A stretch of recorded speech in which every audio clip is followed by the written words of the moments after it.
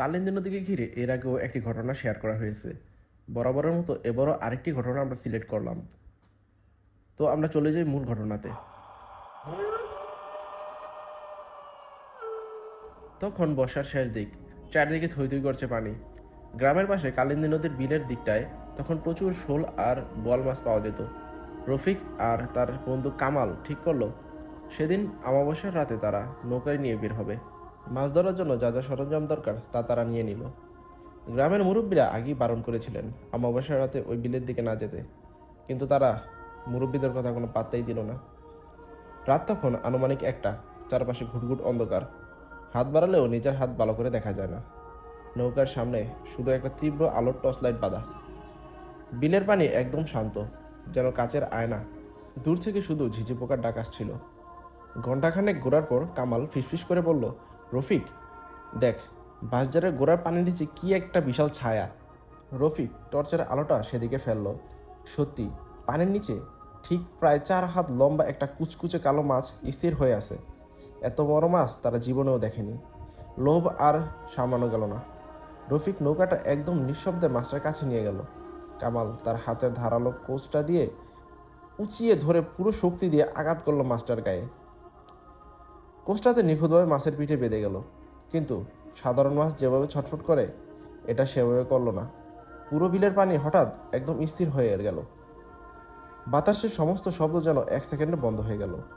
হঠাৎ করেই নৌকার চারপাশে পানি টকবক করে ফুটতে শুরু করলো। কামাল যখন দড়ি ধরে কোচটা টেনে তোলার চেষ্টা করছে, তখন মনে হলো পানির নিচে কোনো দানব সেই দড়িটা ধরে নিচের দিকে টানছে। টান এতই শক্তিশালী ছিল যে কামাল প্রায় উপর হয়ে পানিতে পড়ে যাচ্ছিল। রফিক পেছন থেকে তাকে জাপটে ধরল।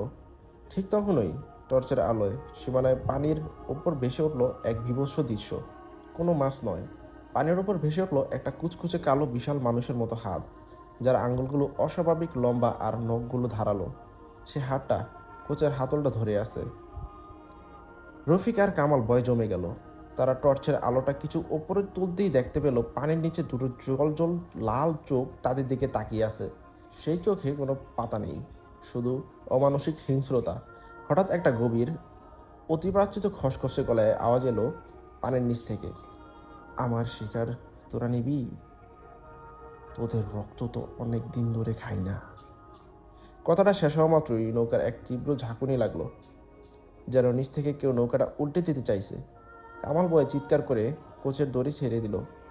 রফিক আল্লাহর নাম স্মরণ করে বইটা হাতে নিয়ে চার প্রাণ দিয়ে উল্টো মুখে নাও বাইতে শুরু করলো। পেছন থেকে মনে হচ্ছিল এক ঝাঁক অদৃশ্য হাত নৌকার তলটাকে খামচে ধরছে। খড়খড় শব্দে নৌকার কাঠ ফেটে যাওয়ার উপক্রম। কামাল ভয়ে নৌকার মাঝখানেই জ্ঞান হারিয়ে ফেলেন। রফিক চোখ বন্ধ করে শুধু চিৎকার করে দয়াময়ের নামে ডাকছিল, আর অবিরাম বৈঠা মেরে যাচ্ছিল। সকালে গ্রামের জেলেরা যখন বিলের পাড়ের রফিকদের নৌকাটা খড়খড়ের মধ্যে আটকে থাকতে দেখে, তখন দুজনই অচেতন ছিল। রফিকের হাত দুটো বৈঠা ধরার ভঙ্গিতে শক্ত হয়ে জমে গিয়েছিল। পরবর্তীতে তাদের জ্ঞান ফিরলেও কামালের তীব্র জ্বর এসে যায় এবং সে প্রায় সপ্তাহখানেক কোনো কথা বলতে পারেনি। আর আশ্চর্যের বিষয় হলো, শক্ত খাটের তৈরি তাদের সেই নৌকাটির নিচে বড় বড় নখের আঁচড়ের দাগ গভীরভাবে লেগেছিল, যেন কোনো হিংস্র পশু ওটাকে ছিঁড়ে ফেলতে চেয়েছিল। সে রাতের পর থেকে রফিক বা কামাল কেউই আর কোনোদিন অমাবস্যার রাতে মাছ ধরতে যায়নি। কালিন্দী নদীর ওই বিলটার দিকে তাকালেও আজও তাদের বুক কেঁপে ওঠে। তো এই ছিল কালিন্দী নদীকে গিয়ে আর একটা ঘটনা। আশা করি আপনাদের ভালো লেগেছে। ভালো লাগলে অবশ্যই পেজটিকে ফলো দিয়ে সাথেই থাকুন, এবং আপনাদের সাথে কোনো ঘটনা ঘটে থাকলে আমাদেরকে আপনি হোয়াটসঅ্যাপে নক করতে পারেন। ধন্যবাদ।